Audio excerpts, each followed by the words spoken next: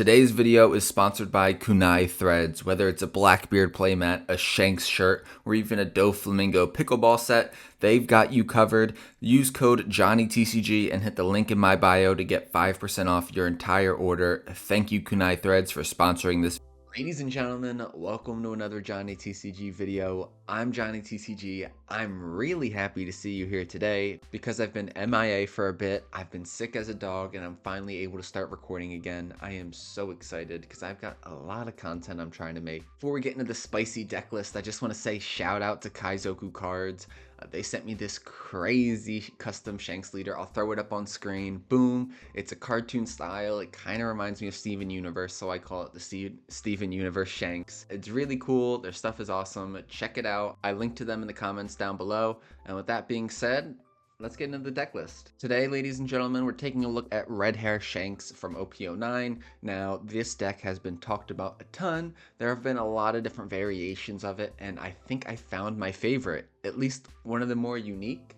Maybe? Hear me out. For those that don't know, Shanks' ability is once per turn when your opponent attacks, you may give one of their characters or leaders minus 1000 power.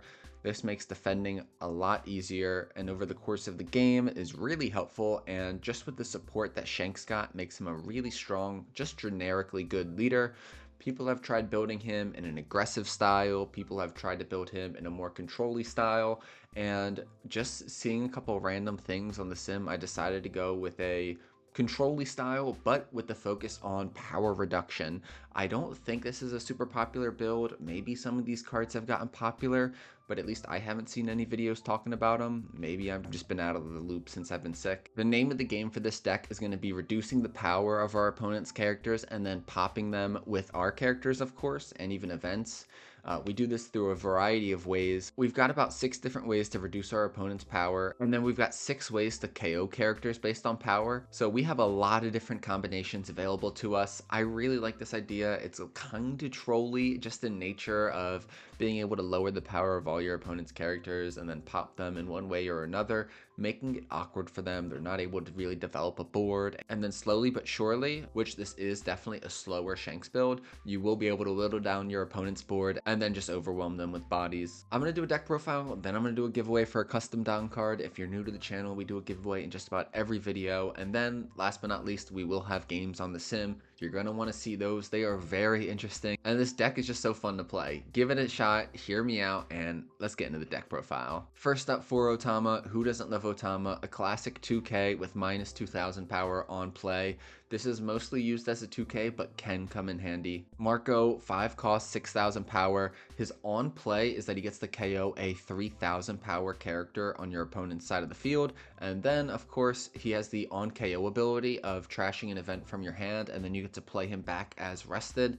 Now, 3000 isn't really that high, but between your stage, which we're going to talk about in a little bit, giving minus 1000 to one of your opponent's characters, and then other characters and events like building Snake or Fire Fist, this 3000 threshold gets brought up very quickly. 4 might be a lot just because we have so many different ways to pop characters, and as the game goes on, he is less strong than some of your other options like Whitebeard and Beckman, so maybe you drop him to 3 or possibly 2, but right now I'm running 4 and enjoying it. Next we have one of the 10 cost 12,000 power pop Shanks from OP06. His on play is that you get to KO one of your opponent's characters with a power of 10,000 or less. With stage, that's an 11,000 power character. I don't think there's many 11,000 power characters in the game, but hey, he could hit them. Silver's Rayleigh, one of the best cards in this deck and basically run in almost every single Shanks build, no matter the style. 8 cost, 8000 power on play.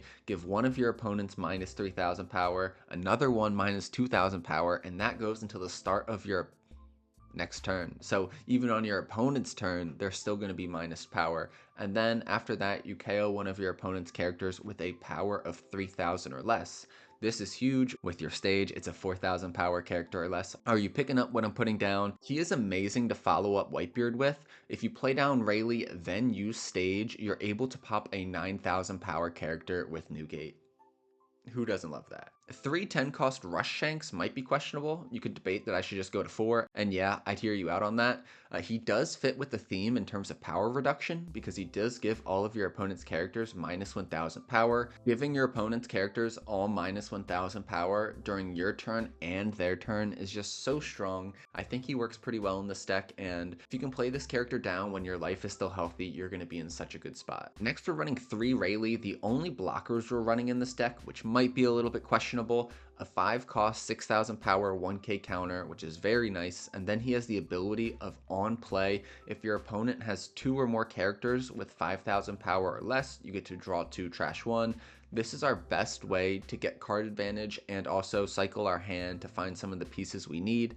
One thing about this deck is that we're not running any searchers, so sometimes it can be hard to find the pieces you're looking for. We definitely got a ragtag bunch of cards, so it is very random, but with this, you're able to find the cards you need on the fly. To the best of your ability. It's only a draw 2, trash 1. It's not life-saving or anything. We've got 2 Building Snake, just a 1 cost 2000 power Film Gordon basically. Activate main, you can put him to the bottom of your deck and then give one of your opponent's characters minus 3000 power. Really strong, unfortunately no counter, and we want to be a little bit careful about cards with no counter just because we are running a decent amount, so that's why I only run him at 2, but he can be comboed very nicely with some of the other cards in this deck. Ben Beckman, the man himself, 7 cost 7000 power 1000 counter. On play, put one of your opponent's characters with a power of 6000 or less into the trash. Now with Stage, this is a 7000 power character, and then with some of our other cards like Fire Fist giving minus 4000 to a character, we're actually able to reach up to 10,000. In the purple Luffy matchup, for example, combining this with Fire Fist, you get to put their 9 cost secret rare Luffy with Rush into the trash. That's huge. It's very demoralizing for your opponent, and it definitely catches them off guard. Next, we've got 4 Hongos, 3 cost 3000 power, a 2k counter, which we love, but then he also has a ton of utility in this build. Activate main, you may rest him and then give one of your opponent's characters minus 2000 power for the turn. This pairs perfectly with some of our ways to KO characters, Marco, Ben Beckman, Edward Newgate. I'm looking at all of them. Because he rests himself and you don't have to bottom deck him or anything, your opponent is also going to want to swing into him and he's going to act as a pseudo blocker. We absolutely love that. He is definitely a must play in this deck. 3 Don can be a little bit awkward sometimes, but I love them. 4 Lime Juice from OP09. This is mostly used as a 2k, but can also be used to negate a low power blocker of 4000 or less, which with Stage, I guess, is a 5000 power blocker, which is pretty great. Imagine having a 10 cost Rush Shanks using Stage and then being able to negate a 5 cost Sabo against BY Luffy. That is huge. 1 Goldie Roger. A lot of Shanks decks run 2 Goldie Rogers just because he can simply win you games if the circumstance is right. Now, 2 does make sense, but in this deck I simply did not feel like I had the room for it, so that's why I'm only running 1. But because he can simply win you games in certain circumstances, I still feel like I have to run 1. Next, we have the man, the myth, the legend himself, Edward Newgate, aka Whitebeard. 7 cost, 8000 power, came out in starter deck 15. He's got the on play to give your leader or one of your characters 1 rested Don. That's just a good ability. It doesn't really synergize with most of our deck, but hey, who's going to turn that down? What we really like about him is his activate main. You can rest him, then pop a 5000 power character or less. Now with Stage, that is a 6000 power character, and are you thinking what I'm thinking? I'm thinking Cavendish, see ya. Boa, Weevil, see ya. Sangoro and Purple Luffy, see you. Like, that has so much utility when combined with the Stage. I'm telling you, the Stage is kind of spicy. A lot of Shanks decks do already run Whitebeard, but they're not running him at 4, which I guess 4 might be a little bit questionable. Maybe we could go down to 3 just because he is a brick in hand, but I'm telling you, he's so good, especially when you see him on curve. If your opponent can't respond to him and deal with him the turn you play him, your opponent's going to be in for a long rest of the game. He's just going to be a menace. Next, we have Radical Beam, a 1 cost 4000 power counter event. Simple as that, just 4000 counter, keeping your leader alive, keeping your bodies alive, whatever you need for it. I really like having 3 of it. 4 of it might be a lot, 3 of it seems a good number to me. Next, we're running 4 of Bad Manners Kick Course, a 0 cost 3000 power event from OP04. Now, because we run so many bricks in this deck, we really need to find a way to get use out of them. Sometimes you just gotta trash it, get 3000 power for it, and call it a day. Next, we have the Spice, 2 OP05 Fire Fists, 2 cost, give up to one of your opponent's characters minus 4,000 power. Then, if you are at 2 life or less, you get to KO one of your opponent's characters with a power of 0. This is huge. The second part of the ability is great, but I mainly use this for the first part. Minus 4,000 for 2 Dawn is really good value, especially combined with some of our other cards. I don't need to say it again, ladies and gentlemen. Beckman, Marco, Rayleigh, blah, blah, blah, blah, blah.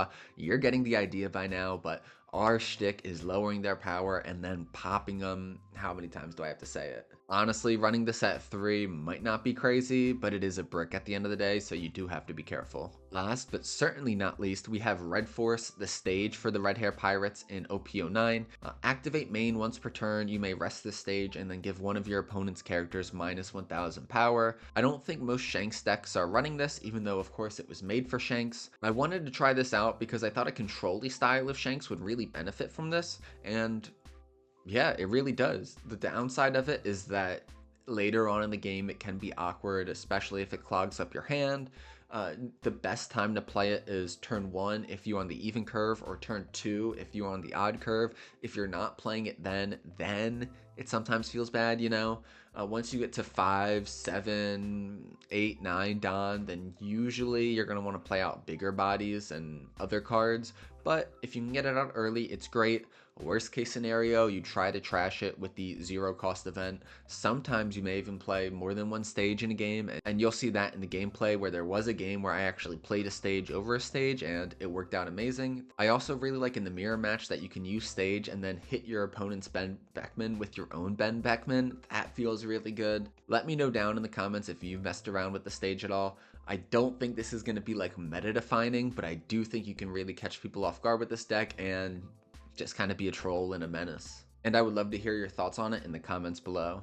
Now, unfortunately, because our cards are so on-play centric, you're going to want to stay away from Blackbeards. If you see a Blackbeard at local, just make an excuse and run away and hide in the bathroom, and yeah, just dodge them. When they're doing the pairings, just say, nah, we're not going to do that one.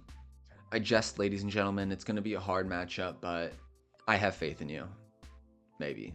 I have faith in 10 cost Shanks. Before we get into the gameplay, of course I've got a giveaway for you. If you're new to the channel, in just about every single video we do a giveaway.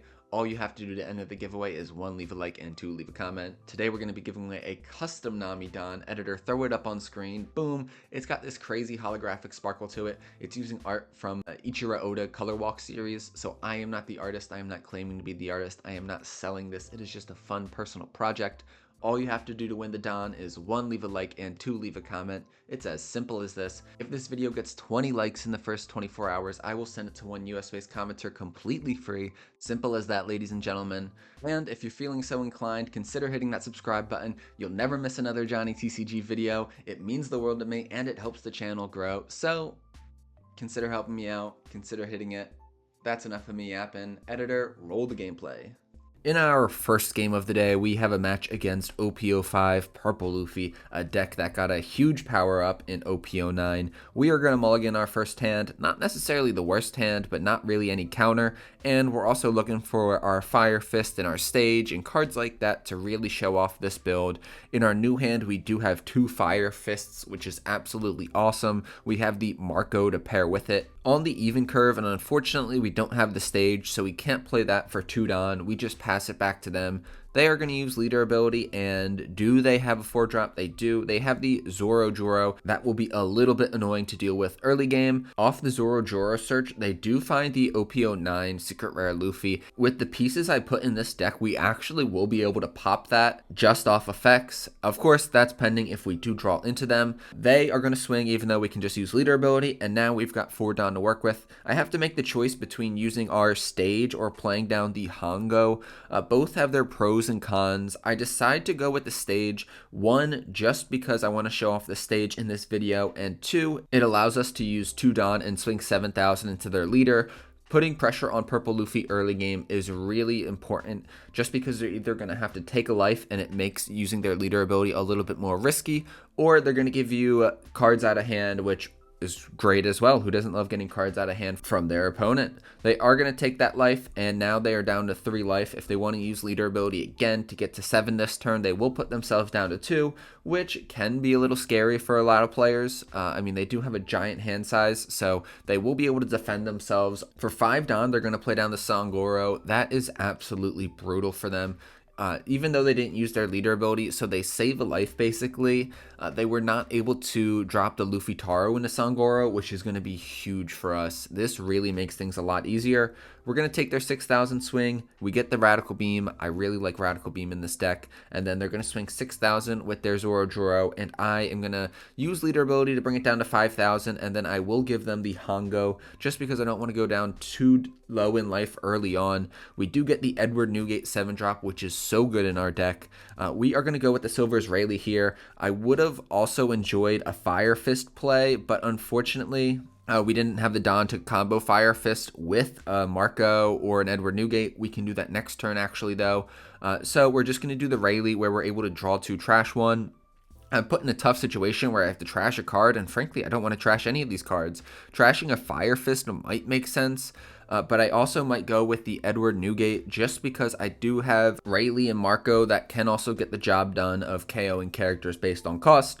Of course, Edward Newgate's probably the best out of all of them for that, but he doesn't have counter, and I don't know, I just didn't want to get rid of counter in my hand. Am I crazy for that? Let me know in the comments down below. Lowering the power of Zoro to 5,000, and we're going to swing 6,000 at him. They will give us the 2k. We're happy to get a 2k out of their hand, but wow, look at that hand size. 7 cards. That is rough. 8 down on the field. They are actually just going to go for the 6 cost Sanji blocker. Our opponent's got a bad hand, it must be, because 6 drop Sanji on 8 down for purple Luffy is normally not the play. I guess that technically is a misplay because they should have swung with Sangoro first. If they swung with Sangoro, 6,000, even though I could use leader ability and free block it with our Silver's Rayleigh, they would have been able to draw a card, and who knows, that card could have been Luffy Taro, it could have been a 7 cost Rush Shot Sanji. Maybe they did have those cards though, and this is just the strategy they wanted to go with. Play down a blocker and feel safe behind that. Unfortunately though, we will be able to pop it if we want to. We do draw another 5 cost Marco, which we can pair with the Fire Fist. Paired with the Fire Fist and Stage, we're able to pop an 8,000 power character.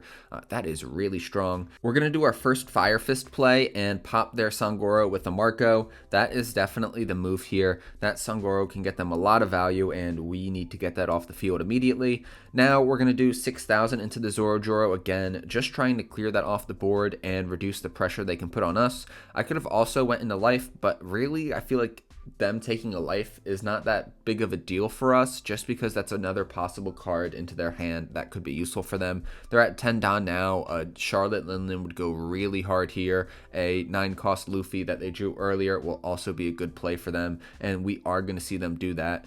Maybe they should have played that first. Maybe, I don't know, who am I to tell them what to do?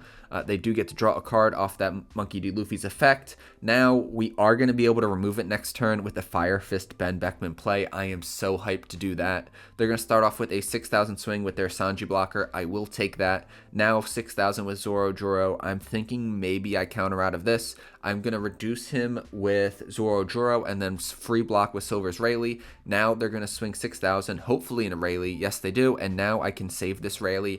Maybe giving counter to save this Rayleigh is a little bit bold, as we did just get value out of him, and they can pop him with the Luffy, but it protects our life a little bit, and I think it was worth it. Now, it is 10 Don. I could develop the 10 cost Shanks and try to remove the Monkey D. Luffy that way, or just ignore the Monkey D. Luffy and try to clear their board, but I want to do the Ben Beckman play. Maybe I should have done the Shanks play. Maybe, I don't know. You tell me. Should I have gone with the Shanks first and then done the Ben Beckman pop that Monkey D. Luffy the next play?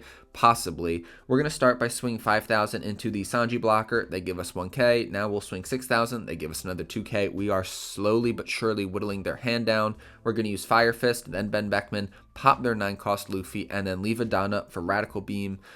They are not able to establish any big bodies on this board, and it feels really good. Next turn, we likely will play the Shanks, just because that Shanks card is amazing. Do I really need to say more? I feel like that Shanks card is the key in the Purple Luffy matchup, just because Purple Luffy does play a decent amount of cards that are low to the ground, and Shanks giving them all minus 1000 power is so strong. They are going to go with the 7 cost Sanji on their 10 Dom play, resting.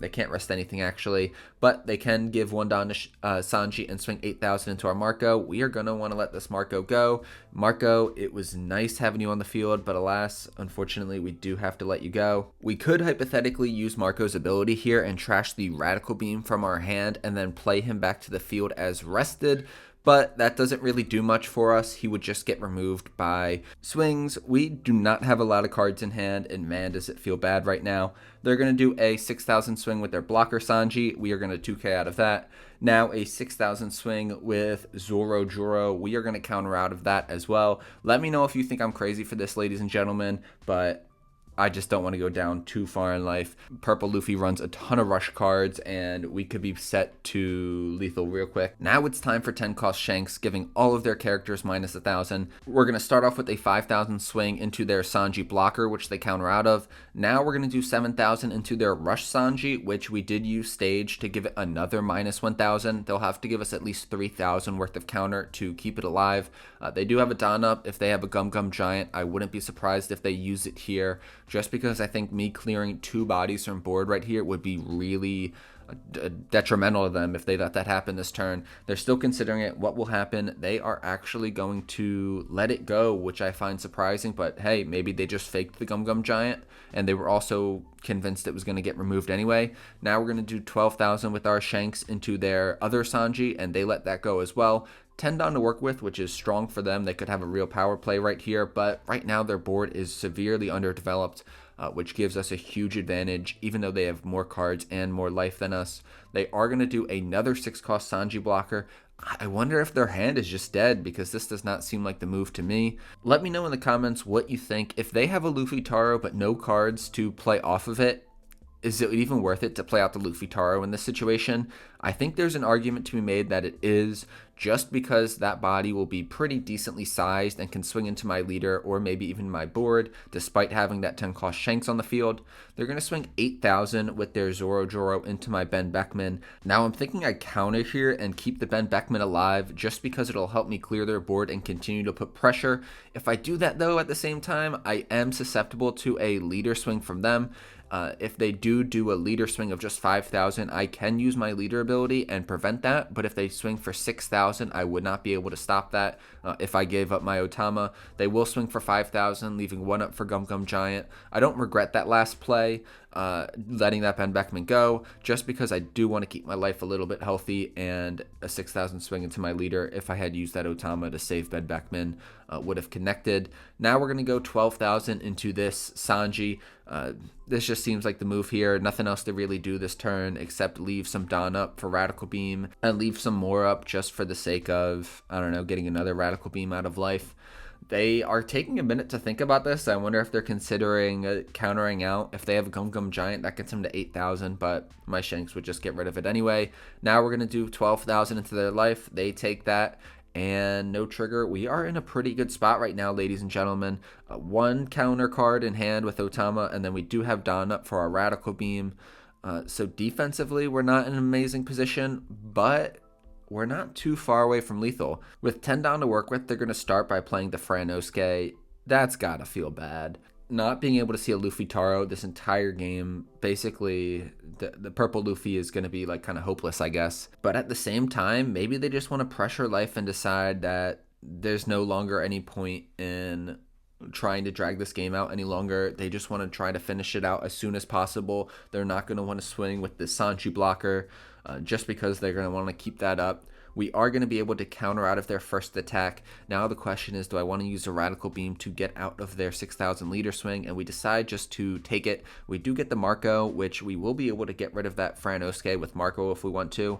And we also top deck the Edward Newgate. The Edward Newgate's going to be so strong here. We can play that out, give 1 down to our leader, pop their Sanji blocker, and then here we're just going to be able to clear their Frankie. Or I shouldn't assume. Hypothetically, they could counter out of that. they would be a little bit of a mad lad to do that, but hey, we're going to swing 8,000 into the Franosuke. If they use the Gum Gum Giant here, that would be absolutely crazy. They're not. They're going to let it go, and now we're going to swing 12,000 into their life. Will they try to counter out of this? They will not. They'll take that. That Edward Newgate came in so clutch. The Marco would have also been useful, and we probably would have been able to survive this next turn depending on what they have. But that Edward Newgate being able to guarantee that we remove their Sanji blocker really was huge. They are going to finally play the Luffy Taro into Sangoro combo. I think this might be too little too late. They're going to give 2 Don to their leader and then swing 7,000 at us. I think we should Radical Beam out of this. Just keep that 1 life. Even though I don't know if it matters anymore, we might be able to go for game here. I think that they should have left Don up for at least faking that you have 2 Gum Gum Giants.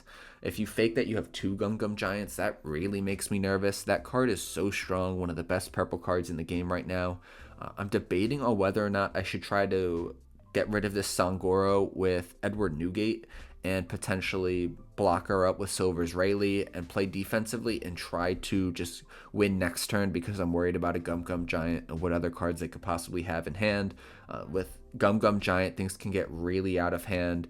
And so that's why I'm a little bit nervous. I've definitely had games where I've gone for game and then the Gum Gum Giant comes out and their hand is just replenished. They've got a bunch of 2Ks. We're going to start off with a 9,000 swing with Shanks. We're going to do Shanks instead of the Newgate because I'd like to keep the option open of just using the Newgate to pop the Sangoro. If I do that though, and play the Rayleigh, I'm still not convinced that I will survive their clapback. So I probably will just end up swinging with the Newgate and Shanks anyway and going for game here. They are going to use the Gum Gum Giant, trash a Sangoro from their hand. They're going to get to 9,000. Will they be able to get to 10,000? I assume they will. And they give us the Eustace Captain Kid for another 1,000. Now, I'm just going to go 12. They've got 4 cards in hand. Hypothetically, if they're all 2Ks, they can get to 13, which would be a little bit awkward. So maybe I should give a Don to my Shanks, but then I'd be doing 13 and 13 with Edward Newgate. I think 12 and 14 is probably better, just banking on the fact that they don't have any 2Ks. That one hits, and now I'm confident this one will go through as well. 5 2Ks, they could get up to 15 here, which would be crazy, and if they have it, then GG's, 14,000 at them. This is going to be a crazy game if they have it, if they don't have it. Either way, that was a grind. They disconnected, but GG's. That one was really fun. They did get the Onami. I'm imagining that Onami was out of life. Weird game for them, though. They did have some unideal plays, and I'm assuming that's because maybe they were kind of bricked in hand, but you never know. Maybe they were trying out a different strat, and I was not aware of it. Now we've got a game against Gecko Moria. I've seen a lot of Gecko Morias on the sim lately, and honestly, this deck's still really strong. He's kind of been overshadowed by Rob Lucci, but he can cheat out bodies like Doflamingo, and I enjoy playing him. I've tested him a little bit in OP09. I'll probably do a video on him soon.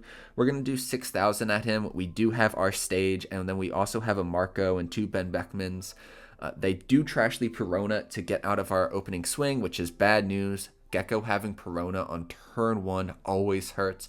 Them getting you to trash a card from hand and then you have to deal with a leader swing always hurts. I am debating who to trash here with Perona's effect. I probably will get rid of a Ben Beckman just because I already have one. 7,000 at us, we will take that, and we do find the Silver's Rayleigh blocker. That's probably going to be the move this turn. Our Marco can't pop anything, so we'll just do 5,000 at their leader, and then they get the negative hollow trigger. Wow, that hurts. They get a 2K out of our hand. Now we're going to do the Silver's Rayleigh blocker. Hopefully they can't remove it, and we'll might be able to get some value out of it, maybe a free block depending on how they split their Don. Between the negative hollow out of their life and the Charlotte pudding they trashed with leader ability, I am wondering, this seems to be the hand attacking Gecko Moria build where they just really get you to trash a ton of cards out of hand.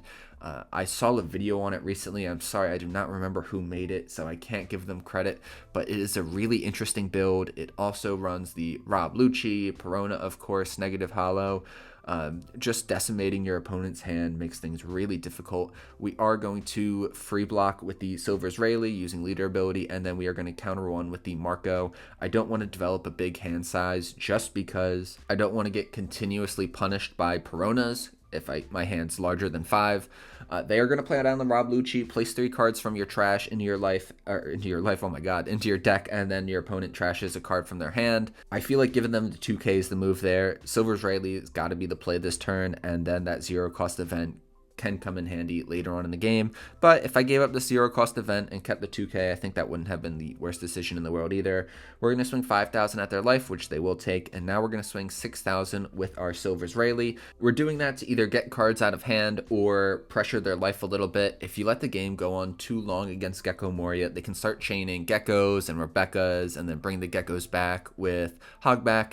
It's not a good time. I want to try to put as much pressure on as possible while being kind of respectful of keeping myself alive and not just being too crazy. We have the Rayleigh to pop the Rob Lucci, which feels great. They are going to be able to clear this Rayleigh with an Ice Age Jack combo. Now, ladies and gentlemen, are you thinking what I'm thinking? Hitting that Jack with the Fire Fist next turn is going to go absolutely crazy.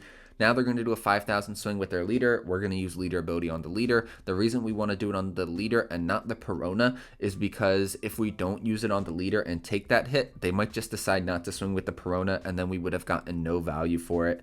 We're going to use Silver's Rayleigh here, another blocker that helps us get some cards back into hand because we've gone down into such a low hand size. Now we are going to try to do our best to remove this Jack. We will likely be able to. We're going to start by using Stage to give it minus 1,000. Now it's down to 7,000 power. Then we can use the Fire Fist and bring it down another 4,000, making it a 3,000 power body. If they want to counter and save this card, then so be it. They're going to have like 0 cards in their hand.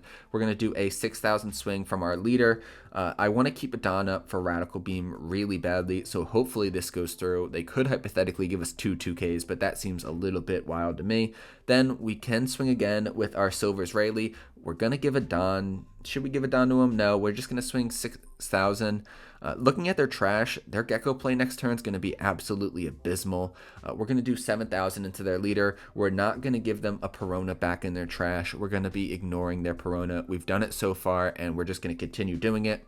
Now, 10 Dawn is a lot for them to work with. They could find ways to remove both of my Silver's Rayleigh, and then, of course, my life is going to be wide open. But we do have the Silver's Rayleigh in our hand next turn, which is really exciting.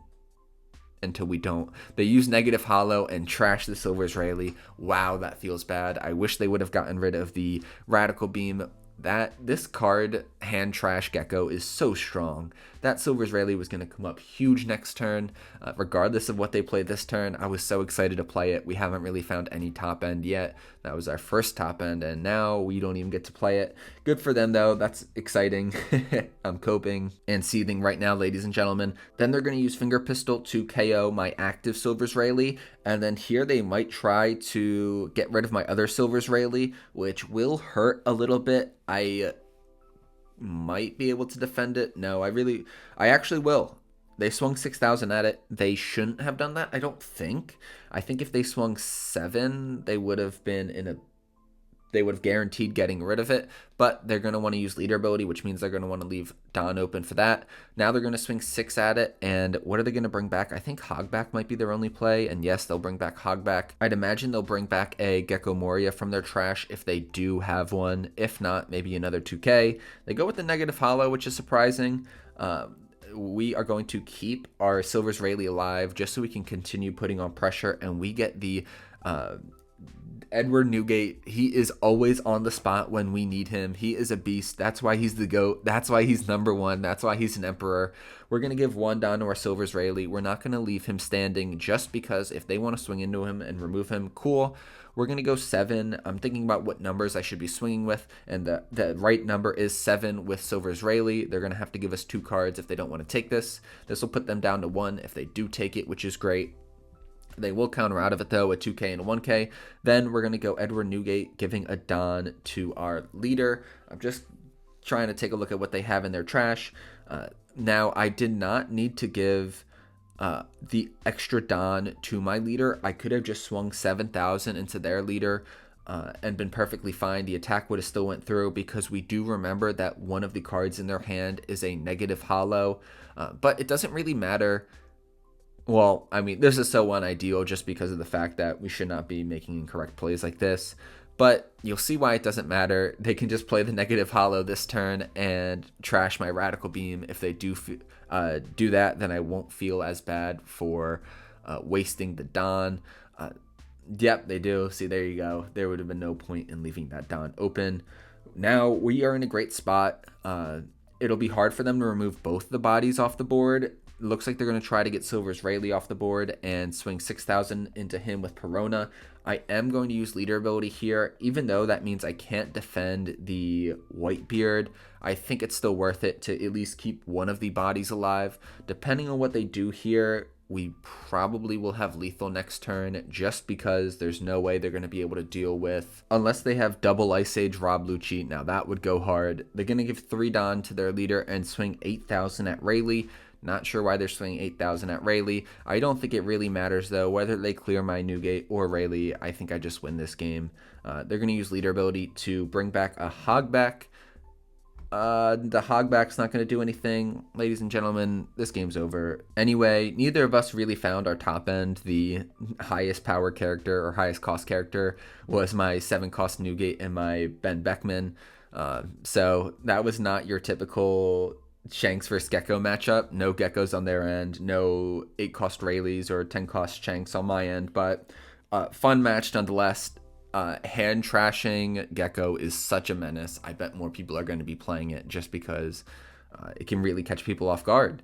Now our next game is against PRB Sanji. I thought this leader was going to be way more popular. I think a lot of people did, but the ability of rushing basically every single turn means that you're not doing other kind of on-play effects that are really helpful, like searching, like drawing, like blocking, and I don't know, other things. This deck is just super hyper aggressive, and if it can't wear you down fast, you can kind of starve them out. We're on the even curve. We can play out our stage turn 1, which we absolutely love. It brings a smile to my face when I can do that. Passing it back to them for 3 Don. We will probably see 2 attacks here.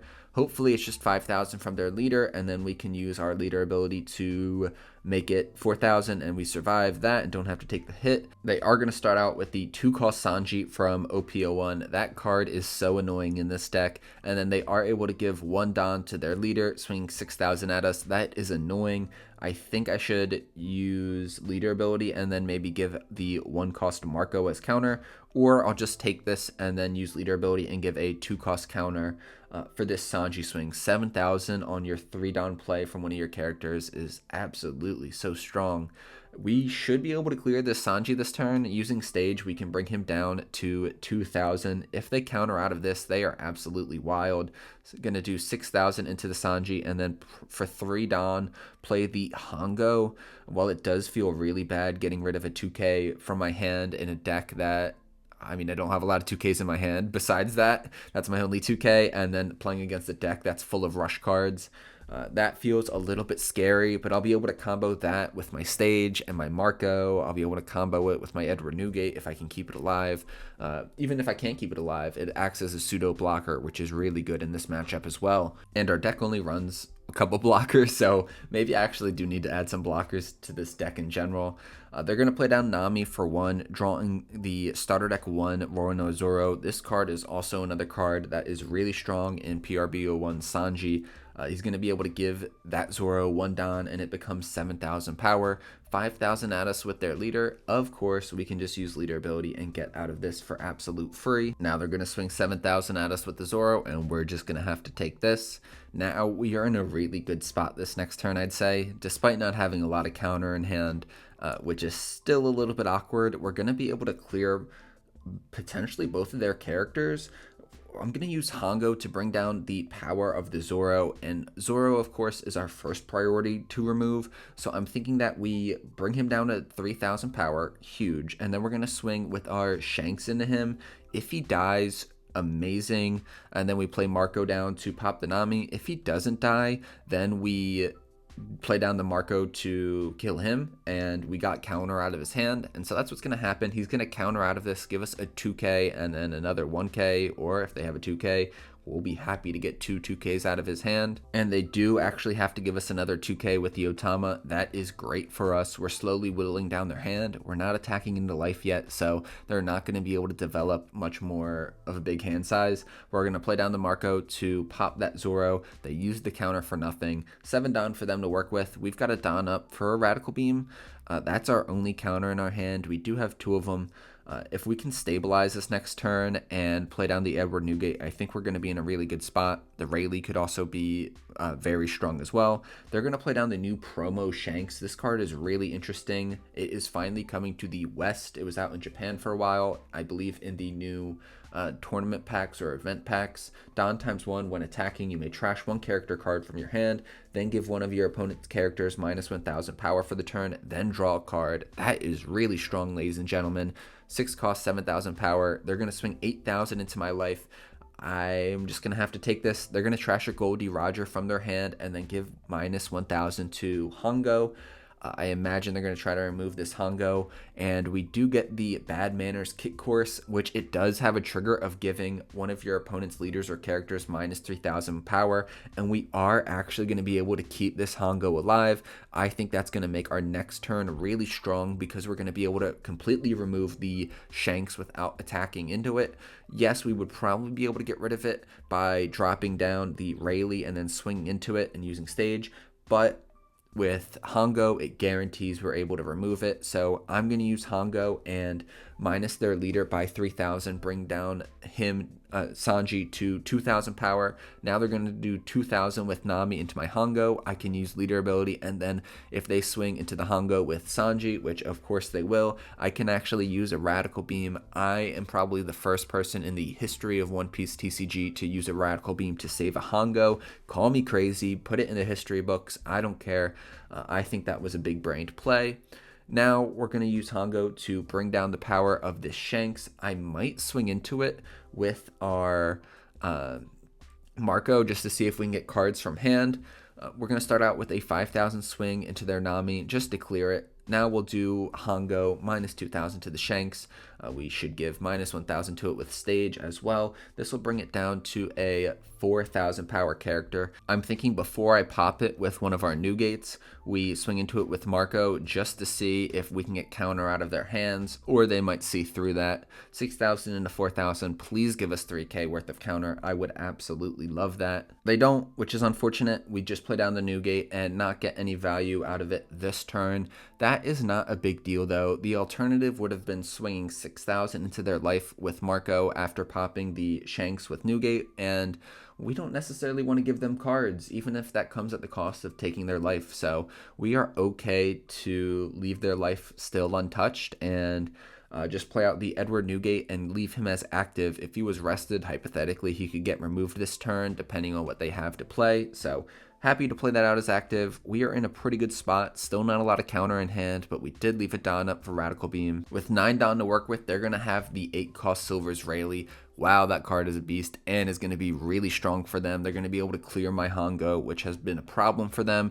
Then they're also going to give -2,000 to my Marco, so Marco is not really going to be a factor this next turn. And then they're going to be able to swing 6,000 at me if they so choose. Maybe they leave a Don up for an event like Guard Point or Radical Beam. Yeah, that's just what they're going to do. They're actually going to do 5,000 into the Marco, and I'm just going to let the Marco go. I could bring him back with Radical Beam, but I don't think he's worth keeping on the board. I don't have a lot of counter in hand, so RIP Marco, you are a real one. Now is for an absolutely diabolical play on my part. I play down my own 8 cost Rayleigh, minus their 8,000 power Rayleigh down to 5,000, and then we can use our starter deck Edward Newgate to pop the Rayleigh. That is huge. They did not really get a ton of value out of that Rayleigh when you really think about it.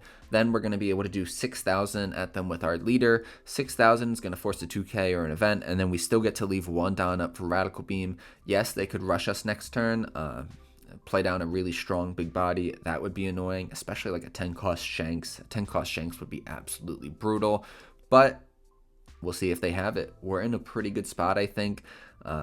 Radical Beam, a 2k counter, decent board. Yeah, let's see what they can do on this next turn. Passing it back to them, they've got 10 Don to work with, only 4 cards in hand. For 7 Don, they will have the Ben Beckman. It can't pop anything, which is good news for us. Just really establishing the body for them as they prepare to hopefully go for lethal soon. Just gonna ignore my board this turn, play down the Shariah, and then maybe swing 5,000 with their leader, but I can just use leader ability, of course, and bring that down to 4,000.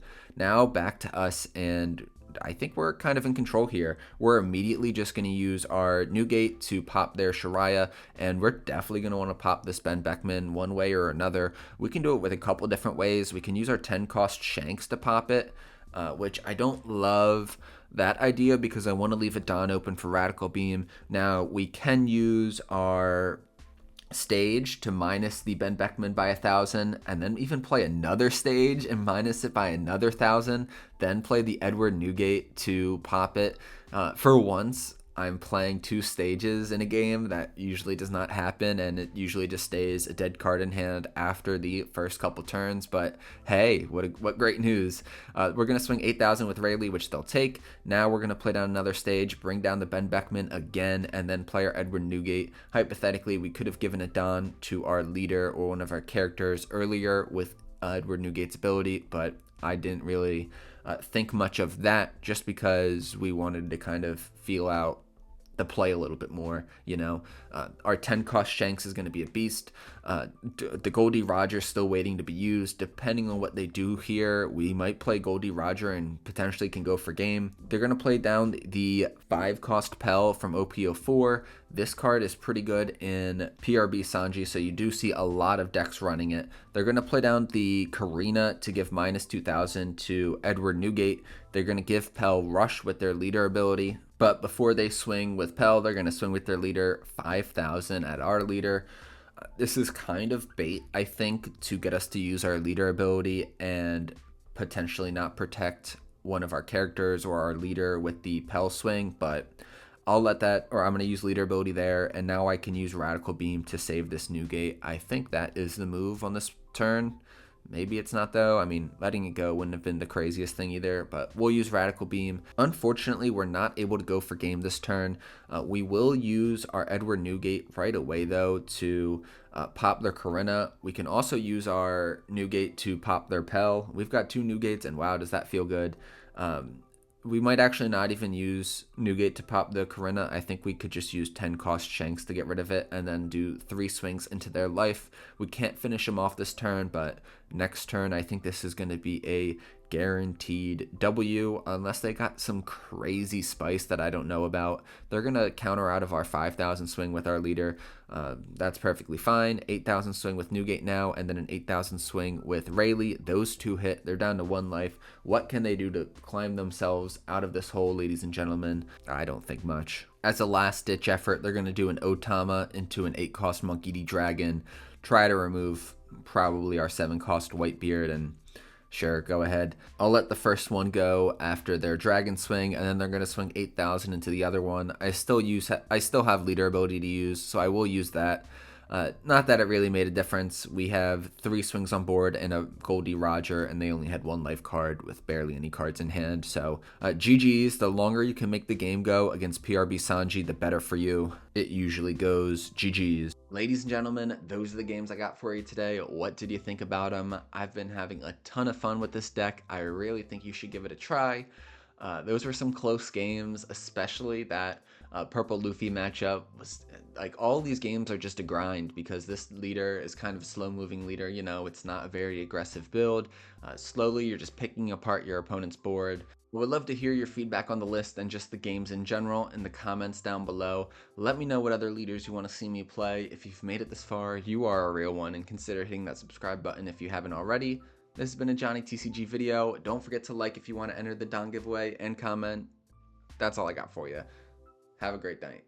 Peace and subscribe.